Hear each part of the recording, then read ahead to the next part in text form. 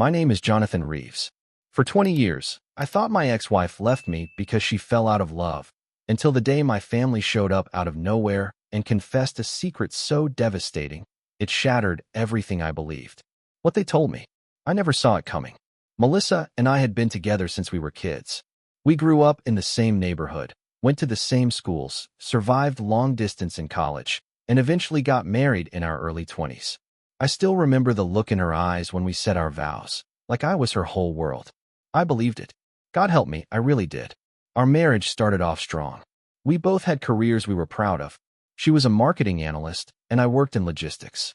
We lived in a modest two-bedroom home in the suburbs. Nothing fancy, but it was ours. I used to think the little things were the magic: morning coffee together, Sunday hikes, late-night movie marathons. But maybe those were just habits, routines mistaken for intimacy. Looking back, I wonder if she was already gone long before she walked out. It started subtly. The kisses grew shorter. The laughs felt forced. She started working late, more often. I chalked it up to stress, work, pressure, life. I never thought infidelity. Never. She was Melissa. My Melissa. Then, 3 weeks before our third wedding anniversary, she came home early from work. Her eyes were cold, flat, like all the warmth had been drained out of them. She didn't sit down, didn't look me in the eye, just handed me a manila envelope. Divorce papers. I thought it was a joke. I actually laughed. "What is this?" I asked, smiling nervously. But she didn't smile. She said, "I'm done, Jonathan. I've already spoken to a lawyer." Done. Just like that. I remember feeling like the ground beneath my feet cracked open. I asked her what I did wrong, if we could fix it, go to counseling, anything. She just shook her head. "I'm not in love with you anymore," she said. That was it. That was the whole explanation for ending a 10-year relationship and 3 years of marriage. No tears, no regret, just indifference. It was like she'd already grieved and moved on. Like I had been mourning a marriage that only existed in my head. I won't lie, I begged her to reconsider. I wasn't proud of it, but I was desperate. She meant everything to me. I offered to change, to fight for us. But her heart was already gone, and I didn't even know where it went. What followed was a blur. The divorce process was shockingly simple. No major assets, no kids, no shared debts. We signed the papers, and just like that, it was over. Melissa moved out before the ink was dry. A few weeks later, I found out she'd left town altogether. No forwarding address. No goodbye, just silence. But the strangest part? My family turned their backs on me, too. At first, I didn't notice. I was too consumed with the divorce, too numb to feel anything else. But when I started reaching out, calling my parents, texting my sister, I got no response. Calls went straight to voicemail. Texts stayed unread.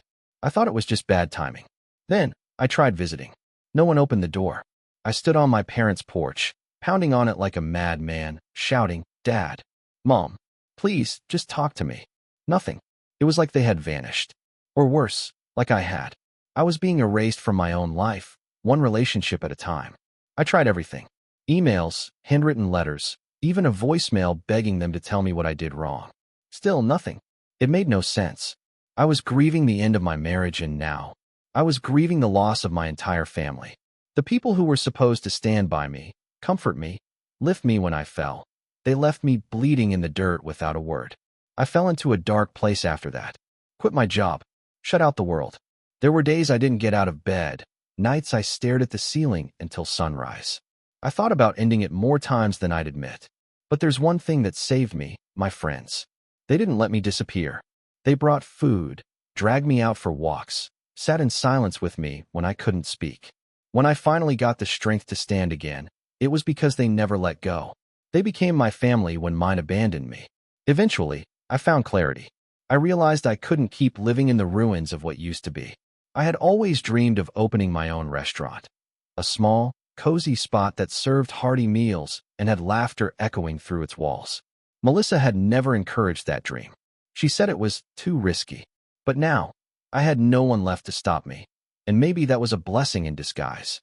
I sold what I had, scraped together everything, and started planning. I named the restaurant Hearthstone, after a name my mom once suggested years ago.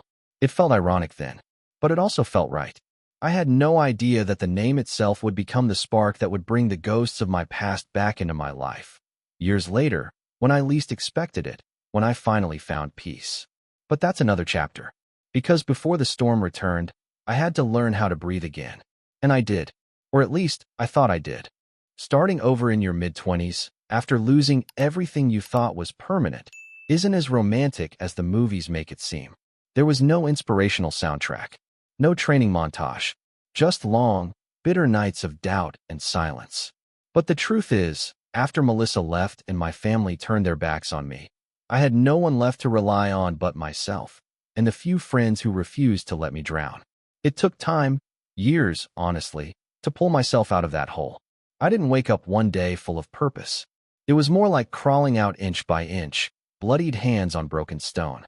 But slowly, through sheer force of will and the encouragement of people who actually cared about me, I started to rebuild.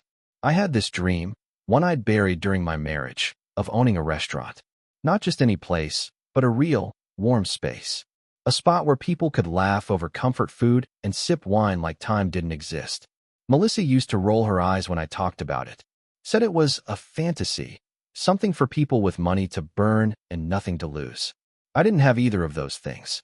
But I did have something now I didn't before, nothing left to fear. With the help of my friends, I pitched my idea to anyone who would listen. We held small gatherings, cooked sample dishes, even passed out business cards with no restaurant to back them up yet. I called in favors, worked odd jobs, and scraped together what little savings I had. Against all odds, we secured 2 investors. One of them was an old college buddy who said he'd never seen me so alive when I talked about it. For years after Melissa left, I opened the doors to Hearthstone. The name came from something my mother once said when I was a kid. The hearth is the heart of every home. Back then, I thought she meant the fireplace. Now I knew she meant something deeper. Hearthstone became more than a restaurant. It became my second chance at life. Word spread faster than I expected. Maybe it was the food, maybe the story behind it, maybe just dumb luck. But Hearthstone became a local favorite. Lines formed before we opened. We had to hire more staff within the first 6 months. I was in the kitchen constantly, sleeves rolled up, smiling for the first time in years. And that's when Claire walked in. I met her at a charity fundraiser hosted by one of our investors. She came up to me and said, "You're the guy behind Hearthstone, right? I think I'm in love with your cornbread." I laughed, genuinely laughed, and told her I'd marry anyone who said that again. 3 years later, I did. Claire was everything Melissa wasn't. Warm, supportive, honest to a fault. She didn't care about my past. She cared about where we were going. We built a life together that felt real, grounded. And when our son, Noah, was born, I felt something I hadn't felt in decades, peace. But life, as I've learned, doesn't like peace. It has a way of clawing back in when you least expect it. Our little restaurant turned into a brand. We expanded into a second location, then a third. I became the CEO of my own hospitality company, running a chain of restaurants and boutique hotels across the state. Every step was hard-earned. Every success came with blood, sweat, and missed birthdays. But it was mine. Then, about a month ago, a local news channel asked to feature my story, from ruin to restaurants or something cheesy like that. I agreed. It felt like the right moment to reflect, to show people that even after betrayal, even after abandonment, you could build something beautiful. The interview aired on a Wednesday night. Claire and I watched it together on the couch, Noah asleep upstairs. I didn't think much of it. Maybe a few locals would recognize me. Maybe I'd get a few more reservations. I didn't expect it to bring the dead back to life. 3 days after the interview aired, while I was reviewing a renovation plan with one of my managers, my receptionist walked into my office, looking pale. "Jonathan," she said, "there's a family here to see you." At first, I smiled. "Claire and Noah?" I asked. She shook her head. "No, your parents. And your sister." I froze. It felt like every breath I'd taken since they disappeared caught in my throat. I hadn't seen them, heard from them, even heard about them, in 2 decades. And now, suddenly, they were in my lobby? I wanted to say, send them away. I really did. But curiosity has a way of whispering louder than reason. "I'll handle it," I told her, standing up. My hands were trembling. My chest felt like it might split open. As I walked down the hall toward the lobby, I prepared myself for a confrontation. An apology. Maybe even a fight. But what I got was a performance. They stood there smiling, like no time had passed, like they hadn't vanished from my life like ghosts. My father even had the nerve to say, "Look at you, son. You've made us so proud." Proud. I stared at them, stunned, unable to speak. My mind screamed, "Where were you when I needed you? Where the hell have you been?" But I stayed calm. I didn't want to explode in front of my employees. Not yet. They said they'd seen the interview, that they missed me, that they wanted to meet Claire and Noah, that it was time to reconnect. But I could see it in their eyes. This wasn't about love. This was about timing, about money, about appearances. And I hadn't even heard the worst of it yet. There they were. My parents, Margaret and Daniel Reeves, and my sister, Laura, standing in the middle of my office lobby as if nothing had happened. As if they hadn't erased me from their lives for the last 20 years. As if they didn't abandon me when I was at my lowest. My father wore that same old confident smirk I remembered from childhood, the one he used when he was about to lecture me on life, discipline, or why I should be more like Brandon, my cousin. My mother had her hands clasped in front of her, offering that tight-lipped smile that always masked her discomfort. And Laura, she couldn't even meet my eyes. I stood frozen for a second, trying to process what was happening. Everything about them, their clothes, their posture, their sudden smiles, felt rehearsed. Like they had practiced this moment in a mirror before walking in. And deep down, I knew they hadn't come for me. They'd come for what I'd become. "I didn't expect to see you," I finally said, my voice calm but distant. "You looked great on TV," my mother said quickly. "We're so proud of everything you've accomplished." Proud. That word again. It cut deeper than they realized. I nodded once. "You came all the way here just to say that?" "Well," my father jumped in, "we figured it was time. You've done so well for yourself, Jonathan. It's truly inspiring." I scanned their faces for a trace of guilt, anything that might resemble remorse.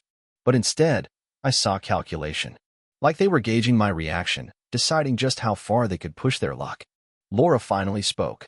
"We thought, maybe we could meet your wife." "And Noah." "Noah." They said his name like they'd earned the right to know him. Like they hadn't missed his birth, his first words, his first steps. Like they hadn't missed everything. "You want to meet my family now?" I asked, the words almost too bitter to say. After 2 decades of silence? My voice was calm, but the storm inside me was rising. My heart pounded so hard I could hear it in my ears. Every memory of their abandonment, every unanswered call, every ignored message came crashing down on me. My mother took a step forward. "Jonathan, we know it's been a long time, but we thought maybe we could. Why now?" I cut her off. "Why not 10 years ago? Or 15? Where were you when I begged for an answer? When I stood outside your door, calling your names, crying like a fool?" Laura shifted uncomfortably. My father's jaw tightened. My mother's face fell, but she didn't say a word. "I built this life without you," I continued. "When Melissa left, you vanished too. No explanation. No goodbye. Just silence. And now, suddenly, you show up because I'm on TV?" "Jonathan," my father said, his voice stiff, "we didn't mean to hurt you." "No." I snapped. "You just stopped talking to me. Blocked me. Treated me like I was dead." I could see the receptionist and a few employees watching from a distance, pretending not to eavesdrop. I took a breath, trying to steady myself. I didn't want to explode, not here, not in front of my staff. But I couldn't just let this happen. I couldn't let them rewrite history. "Why don't you tell me the real reason you're here?" I said, folding my arms. "Cut the small talk. Why now?" They looked at each other, and for the first time, I saw the cracks. My mother's hand trembled slightly. My father's eyes shifted, and Laura looked down. "We just thought," Laura said softly, "maybe it's time you knew the truth." That stopped me cold. "The truth?" I echoed. "What truth?" It was my mother who answered. Her voice was low, shaky. "About Melissa. About Brandon. About your daughter." Time seemed to freeze. I stared at them, not sure I'd heard correctly. "What did you just say?" My father cleared his throat. "Melissa was pregnant when she left you. But the child, it wasn't yours." My legs felt unsteady. My heart skipped a beat. "She was having an affair," he continued. "With Brandon. My cousin. Brandon. That smug, entitled little snake I never liked. The one everyone in the family always made excuses for because his mom died when he was a baby. I'd always sensed something off about him, his arrogance, his complete disregard for boundaries, but I never imagined he'd stab me in the back like this." "And you knew?" I asked, my voice cracking. "You all knew." No one said a word. I felt like I was going to be sick. 20 years. 20 years I'd been living with the guilt of a failed marriage, thinking I'd done something wrong, when in reality, they'd all conspired to keep me in the dark. My voice dropped to a whisper. You helped her lie. You chose him over me. My mother's eyes welled with tears. We didn't want to hurt you. Too late, I said coldly. They stood there, shifting, unsure what to say next. But I'd heard enough. I need you to leave, I said. Now. Jonathan, please, Laura pleaded. Don't do this. We came to make things right. I looked her dead in the eye. You came because you saw me on TV. You came because now I'm someone worth knowing again. And with that, I turned around and walked away, because if I didn't, I was going to break right there in the lobby. They didn't deserve to see that. Not anymore. I barely made it back to my office before the weight of everything hit me like a freight train. Melissa, Brandon, my own family, and a daughter? I slammed the door shut behind me and just stood there, staring out the window, trying to breathe. My chest was tight. My thoughts raced. It felt like I was being dragged backward through time, back to those cold, hollow nights after Melissa left. Except now, I finally knew what had really happened. She hadn't fallen out of love. She'd betrayed me, with my own blood. And the people who should have told me, who should have had my back, they didn't just stand by and let it happen. They helped her cover it up. For 20 years. I didn't sleep that night. I told Claire what happened, everything. She sat beside me in silence, holding my hand, eyes wide in disbelief. I kept replaying it in my head, trying to make sense of it, but the betrayal just kept getting bigger the more I thought about it. The next morning, I called my assistant and told her to clear my schedule. I needed answers, and I wasn't waiting another 2 decades to get them. I told security to allow them in if they returned, which, of course, they did. Like clockwork. They showed up just after noon, as if they'd been waiting outside the whole time. This time, I had them escorted to a private conference room. No audience. No employees. Just me and the ghosts of a family I no longer recognized. Start talking, I said, closing the door behind me. My father let out a heavy sigh, as if this conversation were a burden for him. We didn't plan for any of this, Jonathan. It just happened. That's not an explanation, I snapped. That's an excuse. He looked at my mother.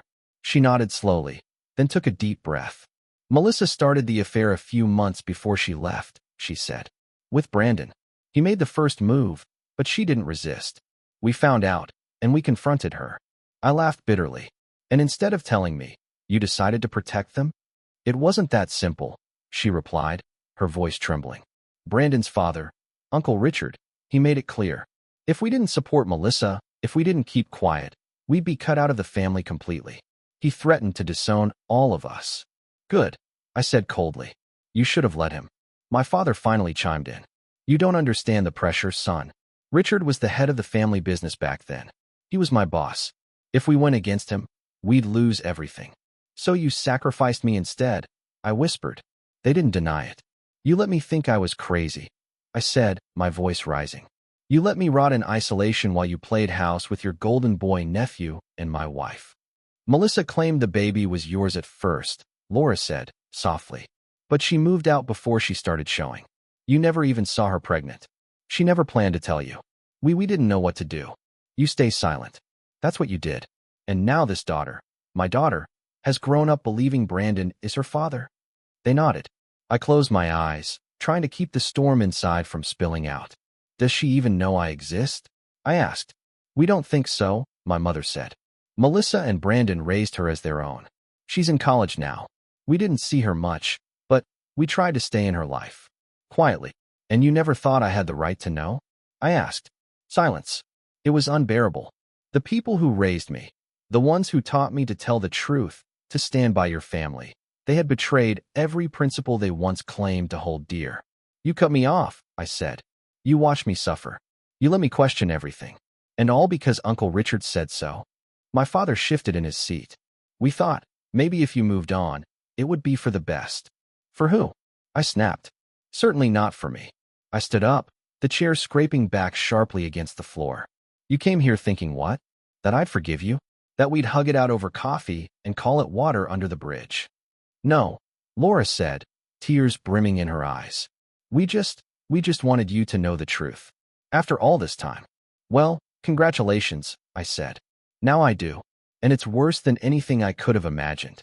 They tried to speak again, but I raised my hand. I'm done here, I said. You can leave. Jonathan, my mother whispered, standing slowly. Please, what about your daughter? Don't you want to meet her? That question burned through me. Of course I did. But not because they wanted to feel better. Not because they suddenly grew a conscience. I wanted to meet her because she deserved to know who I was. Not the lie they fed her for 20 years. You're not going to get to use her as a way back into my life, I said firmly. If I decide to meet her, it'll be on my terms, not yours. I opened the door. Now leave. Before I changed my mind about staying civil. They left quietly, heads low. But I knew this wasn't over. They had buried the truth for 2 decades. And now, I was going to dig it all up, piece by painful piece. I couldn't stop thinking about her. My daughter. The child I never knew existed. The daughter Melissa hid from me. The girl my family kept secret. For 20 years. After my parents and sister left the office, I sat alone in that conference room for what felt like hours. The walls were quiet, but my thoughts were loud, raging. I stared at the empty chairs where they'd just sat, trying to piece together what this new version of my life even meant. She would be 20 now, a college student. She'd grown up believing Brandon, my cousin, the man who helped destroy my marriage, was her father. And me? I was just a ghost. A stranger who had unknowingly given her life, then vanished because he was never allowed to exist in her story. I felt sick. How do you begin to process something like that? That night, I didn't say much to Claire. I could tell she was worried. I don't hide things well when I'm falling apart inside. She held my hand, rubbed my back, and just let me sit in silence. She knew I wasn't ready to talk, and I loved her even more for it. Around midnight, I finally broke the silence. She thinks Brandon's her dad, I said, my voice barely audible. Claire looked up. Are you sure? I nodded. That's what they told me. Melissa never told her. Never even hinted that I existed. Claire didn't say anything right away. She just stared into the distance like she was trying to make sense of something impossible. Finally, she asked, what do you want to do? I didn't have an answer. The next few days were a blur. My body went through the motions, meetings, emails, check-ins at the restaurants, but my mind was somewhere else. Every time I saw a college-age girl at one of our hotels or walked past a campus while driving through town, I wondered, is that her? Is that my daughter? I couldn't stand not knowing her name, her face, her voice. And that's when I broke down and asked my assistant to do something I never thought I'd ask of anyone. Find her. I gave her the little information I had. College-aged, Melissa's daughter, most likely using Brandon's last name. Within 2 days, she came back with a name, Ava Carson. She was studying communications at a university in another state. Ava. The name hit me like a gut punch. It was beautiful. It was real. It wasn't just a secret anymore. It was her. My assistant also found her social media. I stared at her Instagram for nearly an hour, my heart in my throat. There she was, my daughter. My blood. Her smile looked like Melissa's, but there was something in her eyes, something familiar. Something that made me want to reach through the screen and say, I'm here. I've always been here. I just didn't know. But I didn't message her. Not yet. Claire and I talked about it for hours over the next few nights. We went back and forth. Should we reach out? Should we wait? What if she doesn't believe me? What if Melissa poisoned her against me? But the biggest fear? What if she hates me for not being there? Even though none of it was my fault, that fear clung to me like smoke. How do you explain to your daughter that her entire life was built on a lie? That her father isn't her father? That her real dad had been shoved into the shadows without a single word? Eventually, Claire said something that stuck with me. She deserves the truth, John. Even if it hurts. Even if it's messy. You can't let your fear be another wall between you and her. That's what your family did. Don't do the same. She was right. Damn it, she was right. So I took a deep breath, opened Ava's Instagram, and sent a message.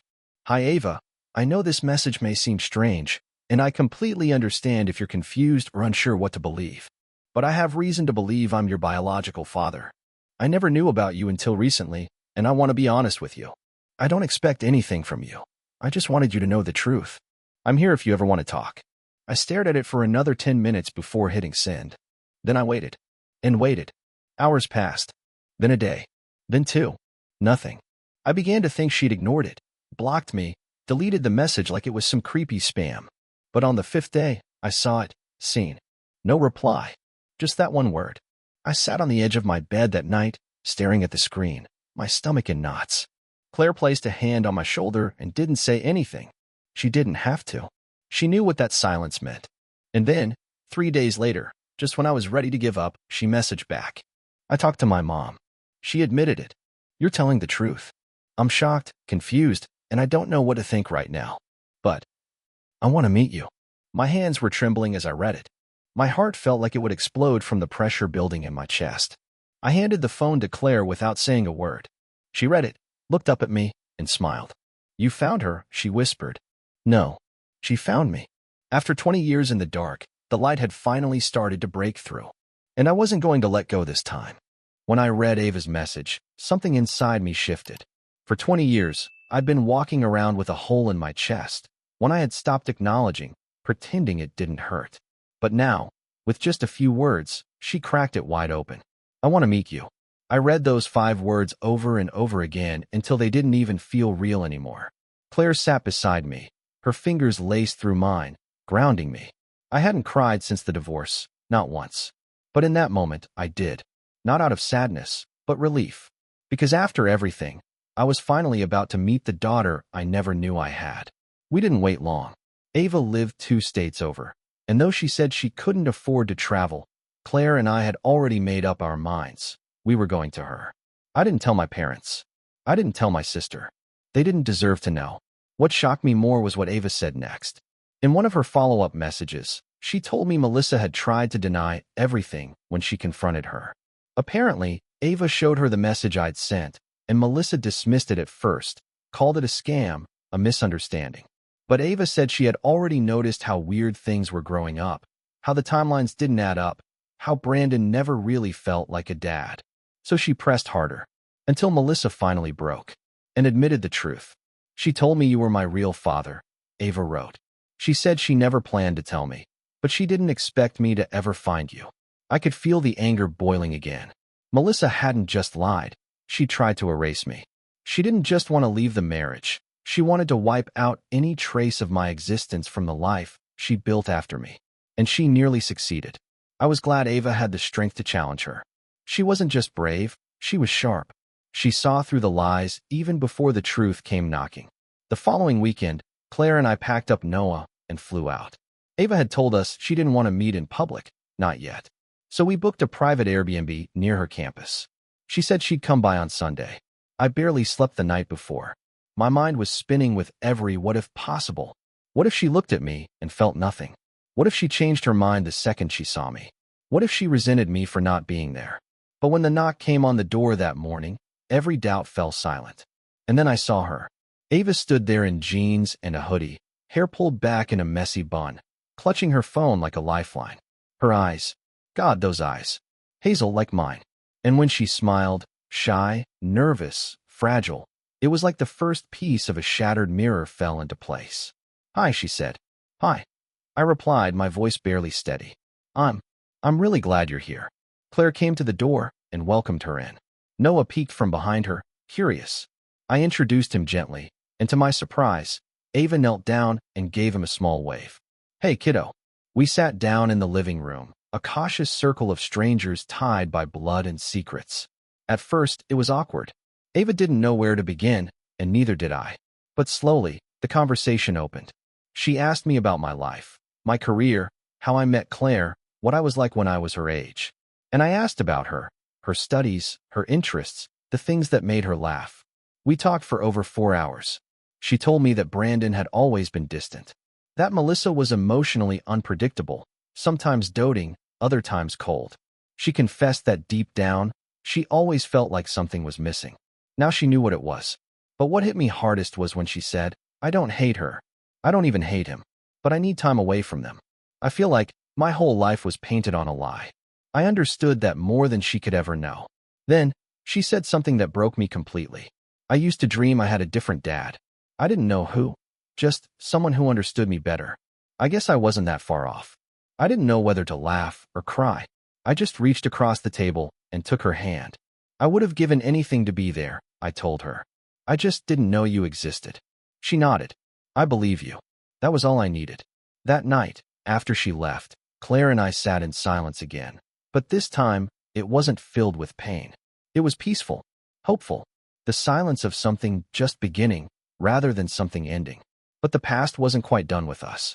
The next morning, I woke up to a barrage of texts and emails from my parents, from Laura, even from Uncle Richard himself. Apparently, word had gotten out that I met Ava, and they were panicking. Uncle Richard was furious. My father begged me to clarify that Brandon had nothing to do with the discovery. My mother sent a long, guilt-laced email about how she feared losing her connection to Ava now that I was back in her life. It was pathetic. I didn't respond. They'd had 20 years to come clean, 20 years to do the right thing. They chose silence. They chose comfort. They chose Brandon. Now, I choose Ava, and I wasn't going to let anyone take her from me again. After we flew back home, something inside me shifted. For the first time in 2 decades, I didn't feel like I was chasing ghosts. I didn't feel like I was screaming into the void, begging for answers that would never come. I had finally seen Ava, held her hand, heard her voice, looked her in the eye, and I knew, without a doubt, that this broken story could be rewritten. But of course, the past never stays buried for long. The morning after our return, I walked into my office and found 3 voicemails waiting. One from my mother, one from Laura, and the third from Uncle Richard. I didn't listen to any of them. Instead, I opened my inbox. Dozens of emails. Please. Apologies. Thinly veiled manipulations. My father even wrote a long message, practically begging me to consider the family name before making anything public. Uncle Richard warned me, subtly of course, about the reputational damage that could come if this story leaked. There it was, the same poison disguised as concern. The same emotional blackmail they used 2 decades ago to force silence down everyone's throats. But I wasn't that broken kid anymore. I hit delete. Every single message. And then I blocked them all. Claire supported me every step of the way. She watched how each message made my jaw clench tighter, how I snapped my phone shut every time I saw a familiar number flash across the screen. She didn't push me to reply. She knew that part of me needed to be done, permanently. But the hardest part wasn't ignoring the people who betrayed me. It was figuring out how to tell my son. Noah was only 8. Too young to understand the full weight of betrayal, but not too young to understand that he had a sister he'd never met. Claire and I sat him down one evening after dinner. I was nervous. My palms were sweating. But I owed him the truth, just like I owed Ava. I kept it simple. There's someone very special we met recently, I told him, and she's your big sister. His eyes widened, his fork frozen midair. I have a sister? Claire smiled gently. Her name is Ava. She's in college. She just found out about us too. He blinked, then grinned. Cool. Can I meet her? I nearly choked on my emotions. Later that night, after Noah was asleep, I sat on the edge of our bed, staring at my phone. Ava had been messaging me regularly, little things. Pictures of her dog, a video of her dorm, questions about my favorite bands. It was surreal, watching a connection form after so much lost time. But it was also fragile. She was still unsure how to navigate it, and I didn't blame her. Then came the message I didn't expect. Do you think I'll ever be able to talk to your parents again? I stared at the screen, my stomach twisting. She wasn't asking permission. She was seeking clarity. She wanted to know if there was hope for reconciliation, if the people who helped raise her could somehow be forgiven. And I didn't know what to say. Because while I could forgive Melissa for lying to Ava, I couldn't forgive my parents for lying to me, for abandoning me when I needed them most, for choosing reputation over truth, family over blood. Still, I couldn't poison her heart the way they tried to poison mine. So I wrote back carefully. That's your decision to make, Ava. You get to choose who's in your life now. But just know, whatever you decide, I'll support you. She didn't respond right away. But when she finally did, it was a single line that broke me all over again. Thank you for not hating me for how I grew up. Hating her? No. I hated the people who kept her from me. But her? She was the only innocent one in this entire story. As the weeks passed, the noise from my extended family died down. No more voicemails. No more threats disguised as concern. I think, deep down, they knew they'd lost. Their carefully crafted narrative, the lie they'd built brick by brick over 20 years, had finally collapsed. But that collapse came with consequences. I learned that Ava had confronted Brandon. And according to her, it wasn't pretty. He tried to spin it, called me a manipulator, claimed I was just after her attention. But she didn't buy it. She told him she didn't want to hear from him again, at least not for a long while. Melissa, surprisingly, had gone quiet. Maybe she was ashamed. Maybe she was scared. Maybe she simply didn't know how to face what she'd done. Either way, Ava said she hadn't spoken to her since our visit. I just need time, she told me. I understood. Time was something we both had been robbed of. And now, we were reclaiming it, one conversation at a time. I won't pretend everything was perfect. There were moments when I still woke up in the middle of the night, overwhelmed by the weight of it all. Moments when I thought about what could have been, birthday parties missed, scraped knees I never kissed, high school milestones I never saw. But then I'd look at Ava's messages, or see Noah smiling when she sent a silly video, or hear Claire whisper, "She's coming around, John. She really is." And I'd realize something simple but profound. The truth cost me everything once. But now, it was finally giving something back. The first time Ava called me Dad, I was alone in my office, sipping lukewarm coffee between meetings. My phone buzzed, a voice message. From her. I tapped play without thinking. And there it was. "Hey Dad, I just wanted to say thank you. For not giving up on me. For showing up, even after everything. I'm still figuring all this out, but I'm glad you're here." I had to sit down. That word, Dad, hit me harder than any betrayal ever could. I had waited 20 years to hear it, and when I finally did, it felt like something inside me finally healed. Not fully, not completely, but enough to breathe a little easier. It didn't erase the years I'd lost. Nothing ever could. But it gave me hope that maybe, just maybe, we could build something out of the rubble. Something new. Something honest. A few weeks after that message, Ava came to visit us. It wasn't a long trip, just a weekend, but it felt monumental. She stayed in our guest room, met more of my team at the restaurant, and spent hours talking with Noah about everything from cartoons to science experiments. Watching them together, it was like witnessing a future I never dared to imagine. We had dinner that Saturday night on our back patio. The air was cool, filled with the scent of grilled chicken and lemon pie. Claire poured us each a glass of wine, and Ava laughed at one of Noah's ridiculous jokes. And for a moment, everything felt normal, natural, like this was always how life was supposed to be. Later, when Noah had gone to bed and Claire was cleaning up, Ava and I sat beneath the string lights in silence. "I don't know what I'm doing," she finally said. "Half the time, I'm still angry. The other half, I'm just confused. That makes two of us," I told her honestly. She looked at me then, her expression caught between pain and something softer. "Do you think it's wrong that I still love them? Even after everything?" I shook my head. "No. Loving someone who hurt you isn't weakness. It means your heart's still working." She looked down at her glass. "I haven't talked to Brandon. I don't think I can. And Mom, I think she's scared of me now." "She should be," I said, not entirely joking. Ava chuckled quietly. "I still remember when I was little, asking Mom where I got my eyes. She always said they were from my grandpa. I used to wonder if she was lying." "She was," I said gently. "But I'm glad I have your eyes," she whispered. "That moment will stay with me forever." She left the next morning, hugging all of us tightly. She told Noah to call her if he ever needed help with math, which made him beam like he'd won the lottery. And before she got into her rideshare, she looked at me and said, "You didn't miss everything. You're here now." Claire cried after she left. I did too. And just when I thought the door to the past had finally closed for good, my father showed up at the restaurant. No call, no warning. Just walked through the front doors like he still had a right to. He looked thinner, older. Regret aged him fast.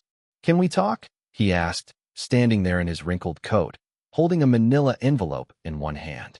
Against my better judgment, I led him to my office. The same room where I'd built my future piece by piece. Where I'd buried the man they left behind. He sat down and placed the envelope on my desk. "What's that?" I asked. "Letters," he said. "For Ava. From your mother. From me. From Laura. We're not asking you to forgive us. We want her to know we care." I stared at it for a long time. "You had 20 years, I said. She cried over birthdays you missed. She waited at school plays you were never invited to. You think a few pages of regret are going to fix that?" He lowered his gaze. "No, but it's all we have left to offer." I didn't touch the envelope. "She's an adult. If she ever wants to read those, I'll let her decide. But don't think this gets you back in my life. That ship's gone. Burned. Sank." He nodded. And then, without another word, he left. I never saw him again. But I kept the envelope. Not out of kindness. Not out of forgiveness. But because Ava deserves the choice they never gave me. Today, she calls once a week. Sometimes we talk for an hour, sometimes just a few minutes. But every call reminds me that healing isn't about erasing scars. It's about living with them and choosing not to let them define you. Noah talks about her constantly. Claire calls her our girl without thinking. And me? I still wake up some mornings wondering how different life could have been. But then I hear Ava's voice or see her name light up on my screen, and I remember. Looking back, if there's one thing I've learned through all of this, it's that the truth always finds its way to the surface, no matter how deeply it's buried. Time doesn't heal all wounds, but honesty, courage, and love can start the process. If you're holding on to pain, or silence, or a broken past, don't wait 20 years like I did. Speak your truth. Fight for those who matter. And never let pride or fear stand between you and the people you love. Life is too short to let the wrong voices write your story. Take the pen back.